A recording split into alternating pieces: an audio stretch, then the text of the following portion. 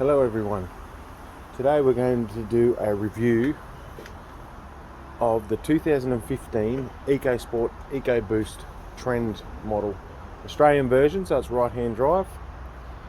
The engine capacity is 998 cc. It's only a 3-cylinder engine.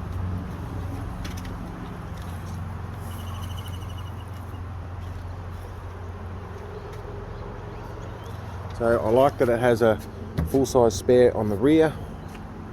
We'll start in the back. A fairly decent size back area. Storage capacity.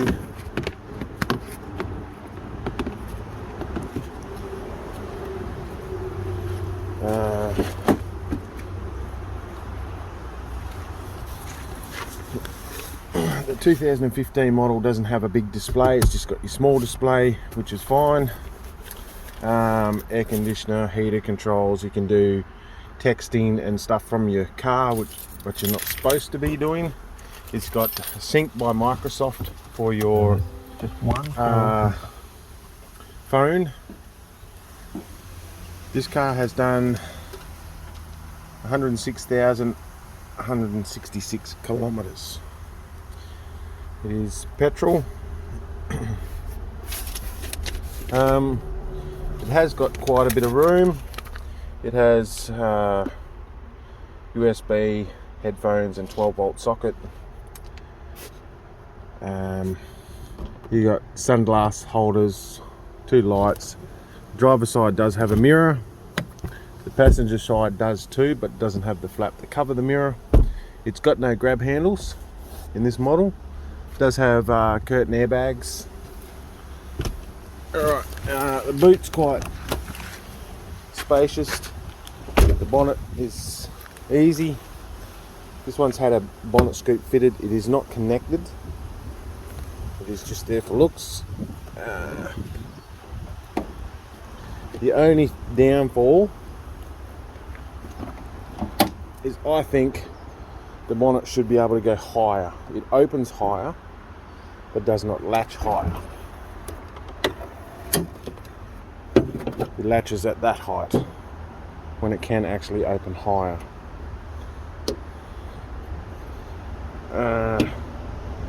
This one is turbocharged. It does have turbo. This one's been wired for driving lights, LED light bar. I am 6'6", so for me it is quite comfortable. Passenger side does seat 5, although it wouldn't be seating 5 large people.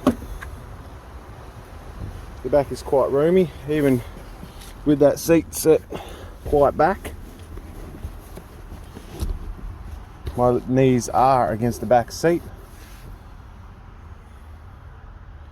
but for 3 smaller size adults, there's plenty of room. In the rear, there is a 12-volt socket on the driver's side for the rear passenger. Seat belts are fully adjustable for the height of your shoulders. The backrests do adjust. It does have a rear light, which I think should be brighter. It doesn't really, because there's no interior light in the back of the car, apart from the one behind me. So when you're in this passenger section of the car, it's not really bright enough. So I wish that they had made that a little bit brighter. Now the only problems I've ever had is the rear door. The actuator for the lock malfunctioned, which you have to pull all this trim off to get to the locking mechanism in here. Then I found out that it wasn't working due to power loss. So I took the 12-volt from this socket, ran the wire through the harness into here with a relay. So now that it gets full voltage, opens the door every time. The only other issue with this car is this particular tail light, the right hand side, keeps tripping out. Back inside. Now, for driving, like my seat is at a comfortable driving position for me. There's still plenty of room behind me. Now, as for driving,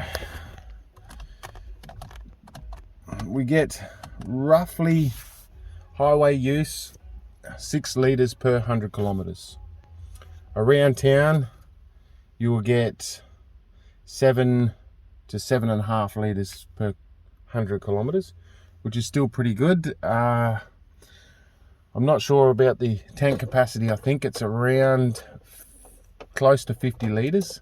With that, I can get around nearly 800 kilometres to 1 tank of petrol in this vehicle, which is quite well. And I drive it quite hard. It's not, it could be a bit better on the fuel economy.